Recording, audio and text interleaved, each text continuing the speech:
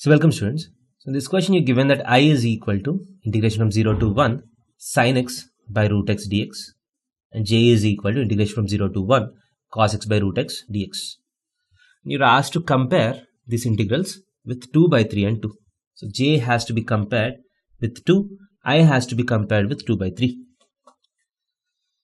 So this is a question based on inequalities. So you need to create appropriate inequalities to get these numbers. So now let us take I is nothing but integration from 0 to 1 sin x by root x dx. And we know that sin x is always less than x. The sin x is always less than x between 0 to 1. So this integral will be less than 0 to 1 x by root x dx. So instead of sin x, if I put x, because this function is always less than this function, this integral will also be less than this. So this is less than integration from 0 to 1 root x dx. That is less than x power 3 by 2 by 3 by 2 from 0 to 1.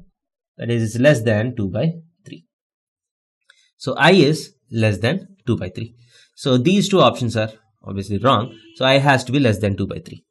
Now I need to compare j with 2. I need to compare j with 2. So let us see this. So j is equal to integration from 0 to 1 cos x by root x dx.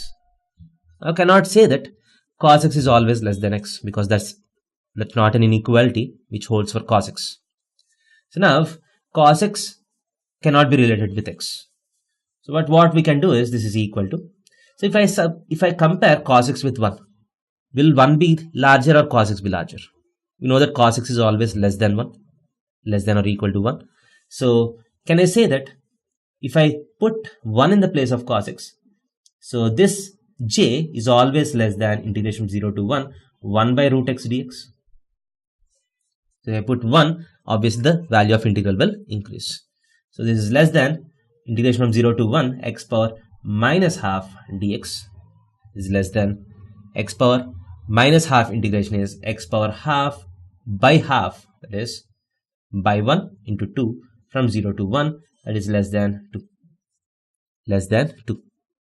So that means the value of j is always less than 2. Means the value of I is always less than 2 by 3, j is less than 2. So you might ask, why did I not do the same thing here? So I can as well do the same thing here.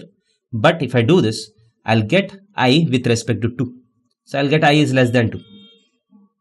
But that is not useful here.